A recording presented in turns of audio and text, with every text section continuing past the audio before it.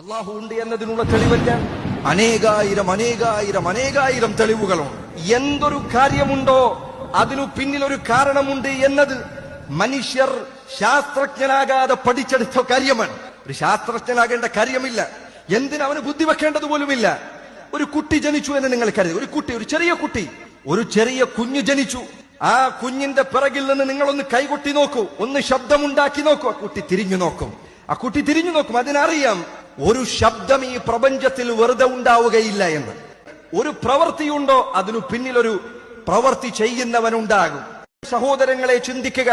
നാം ഈ ജീവിക്കുന്ന പ്രപഞ്ചം അല്ലാഹു ഉണ്ട് എന്നതിനുള്ള ഏറ്റവും വലിയ തെളിവാണ്. ആകാശഭൂമികൾ ഇവിടെയുണ്ട് എന്നത്, നീ ഇവിടെ ഉണ്ട് എന്നത്, നിനക്ക് കണ്ണുകൾ നൽകപ്പെട്ടിരിക്കുന്നു എന്നത്, കാതുണ്ട് എന്നത്, മനുഷ്യരുണ്ട് എന്നത്, മൃഗങ്ങളുണ്ട് എന്നത്, പക്ഷികളുണ്ട് എന്നത്, വിവിധങ്ങളും വ്യത്യസ്തങ്ങളുമായ സൃഷ്ടിപ്പുകളുണ്ട് എന്നത്, അല്ലാഹു ഉണ്ട് എന്നതിനുള്ള ഏറ്റവും വലിയ തെളിവാണ്. അതുകൊണ്ടല്ലേ വിശുദ്ധ ഖുർആനിൽ അല്ലാഹു ചോദിച്ചത്, ഒന്നുമില്ലായ്മയിൽ നിന്ന്, ശൂന്യതയിൽ നിന്നാണ് അവർ പടക്കപ്പെട്ടത്.